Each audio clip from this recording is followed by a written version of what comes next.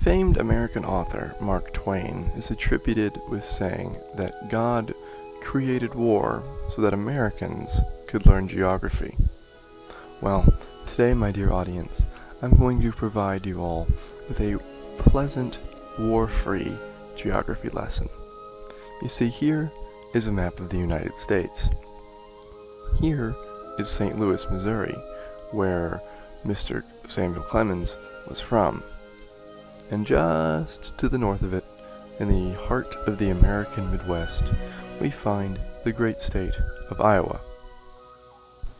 Now, many of you might be asking yourselves, what in the Sam Hill makes Iowa such a great state? Well, let's name a few. You've got the Iowa State Fair. You've got the gorgeous Loess Hill Scenic Byway. If you're a fan of rivers, you've got the big old Sioux rivers flowing through there. And then if you're a NASCAR enthusiast, well, you have the Iowa Speedway. It's not like there's nothing to do, and whatever there is to do, it's actually pretty decent. A reader like myself might prefer going to a town, though, like Iowa City, which has a legacy as being a UNESCO City of Literature. However, not only does one discover a legacy of literature in Iowa City, but also a legacy on the gridiron. May I present you all to the Iowa Hawkeyes.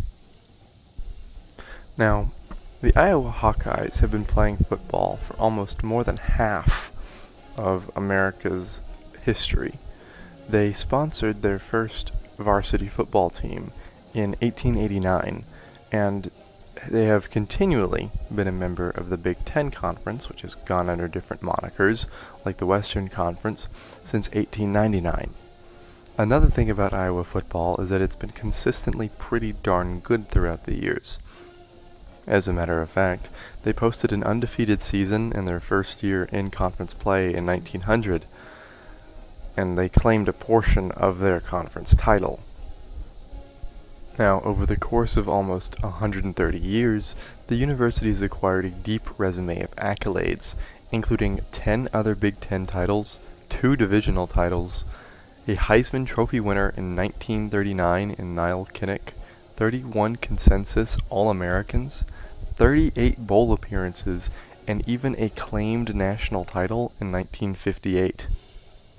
Since 1999, Iowa's football team has been coached by Kirk Ferentz, who has led the Hawkeyes to consistent competitiveness. Namely, Ferentz's teams have gone to 19 of those 38 bowl games in the past 21 seasons alone, including 2 bids to the Orange Bowl and a Rose Bowl appearance.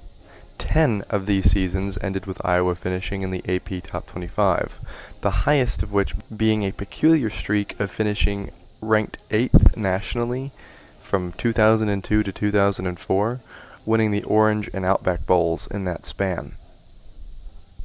Let's fast forward to the present day. Now, despite a lot of these successes that I've named, there have been some significant bumps along the road that have raised some eyebrows. Coming off of a 10-4 campaign in 2021 that saw a Big Ten championship game appearance where they got trounced by Michigan, and a Verbo Citrus Bowl appearance against 22nd ranked Kentucky, losing by only 3, the team looked to correct the sluggish offensive performances that held back the team the previous year. In 2021, the Hawkeyes finished 13th in total offense in the Big Ten, in a 14-team league, mind you, averaging just over 300 yards of offense per game. Additionally, the offensive line performed poorly. The team averaged 101st nationally in rushing out of about 130 some odd teams, and quarterback play from Spencer Petras and Alex Padilla was at best average. Many online attributed this obviously to offensive coordinator Brian Ferentz, who had posted absolutely abysmal offensive numbers in previous seasons. Iowa, as a matter of fact, finished 91st and 86th nationally in total offense in 2018 and 2019, and as low as 120th in 2021. However, to show that their offense truly has turned around, they would need to first defeat an opponent from the Northwest.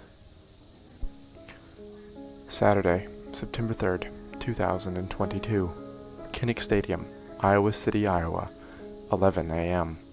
Hunter Dussman, kicker for South Dakota State, boots the kickoff into the back end zone in front of a sold-out crowd of 69,250 excited fans donned in black and yellow. It would be one of only 2 times South Dakota State would kick off throughout the course of the game. After 4 minutes, 12 plays, and an exchange of punts, and a whopping 9 yards of total offense, Iowa kicker Aaron Blom misses a 40-yard field goal. It would take 3 more punts and 10 more excruciating minutes of offensive ineptitude before Blom makes a 46-yarder. There's just over a minute left in the first quarter. These would be the last points Iowa scores on offense for the rest of the game. 5 punts later, Iowa finds itself back with the football. They do what seems impossible and start marching a whopping 10 yards downfield. However, quarterback Spencer Petras feels generous and tosses an interception to South Dakota State linebacker Caleb Frankel. This would set up a 44-yard field goal to tie the game 3-3. These would also be the last points scored on offense for the remainder of the game. Iowa had a total of 58 total yards of offense so far. Petras takes a knee. Halftime. Sweet, sweet mercy. Around the country, there was much more exhilarating action. On ESPN, North Carolina State was in an actually exciting dogfight with in-state rival East Carolina, which went down to a missed last-second field goal. North Carolina State 21, Eastern Carolina 20. Also in the state of North Carolina, Appalachian State lost a 63-61 shootout against the University of North Carolina. It seems on this fateful day, the states of Iowa and North Carolina found themselves in opposite poles. Back in the Big Ten, Rutgers escaped Boston College with a 22-21 win on the road. Unfortunately, we're still damned to watch another 30 minutes of sluggish offense. In all honesty, it might have been better had a torrent begun to pour onto little Iowa City to transform the field into a brown slop, because at least then, in the midst of the slick mud, someone might have slipped free and accidentally found themselves more than 5 yards down the field. 11 minutes of dead drives and exchanged punts populate the third quarter. Then, Tory Taylor, Iowa's punter, performs absolute magic, cornering the SDSU offense inside the 1-yard line. The ensuing play results in one of the hardest ways to score in football. Senior linebacker Jake Campbell tackled junior running back Isaiah Davis just behind the goal line for a safety. 5-3, advantage Iowa. 6 punts and a near full 15 minutes later of fruitless drives and 3-and-outs, South Dakota State finds itself once again at the short end of the punting stick. Taylor had once again won Iowa's field position battle, pinning the pitiful SDSU offense inside the 10-yard line. In 2 plays, defensive end Joe Evans sacked sophomore quarterback Mark Gronowski in the end zone for the Hawkeyes' second safety of the day. 7-3. By a miracle, Iowa had a lead of 4 points.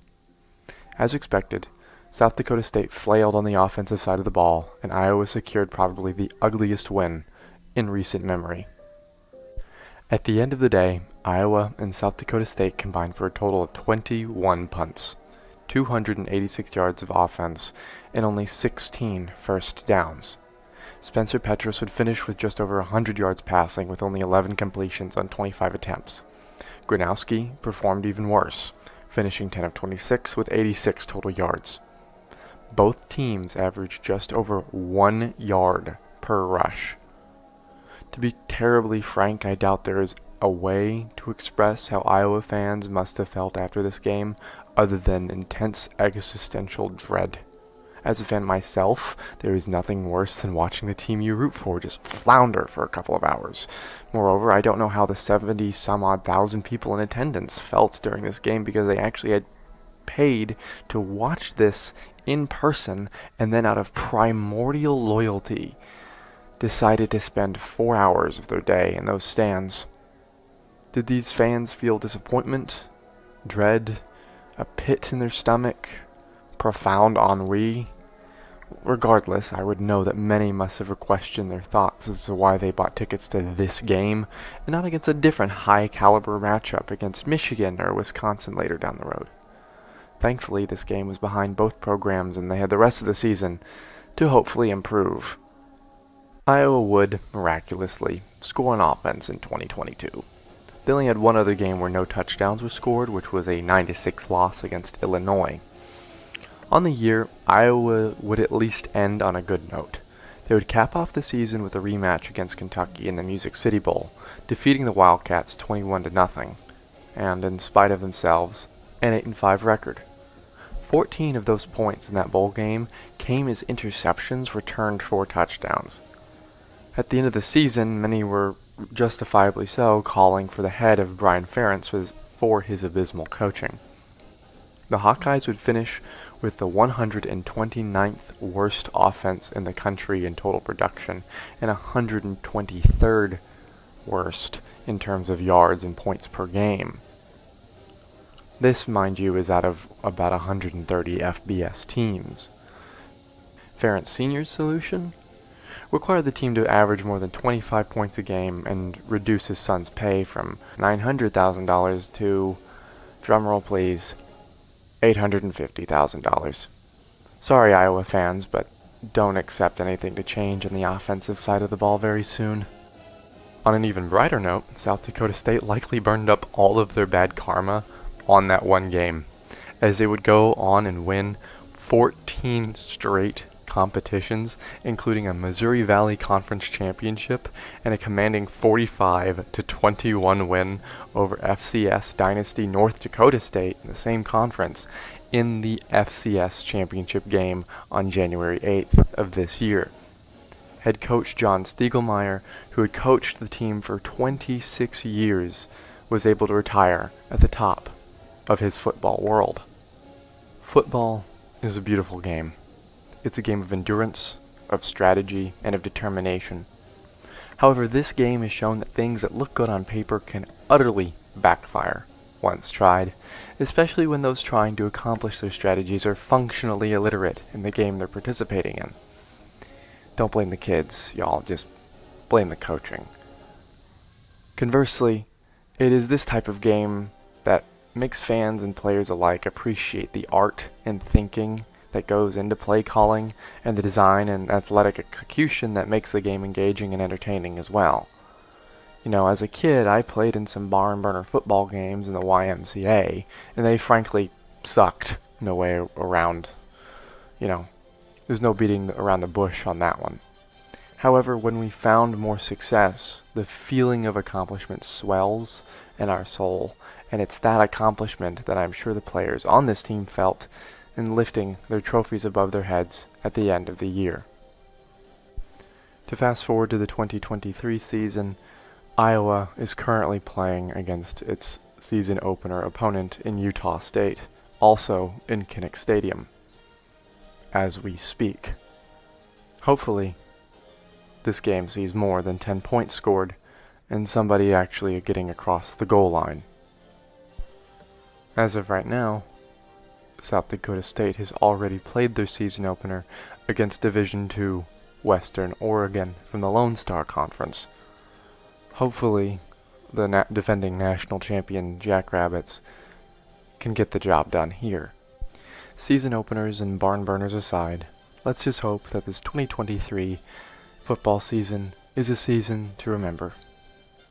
Thanks for watching.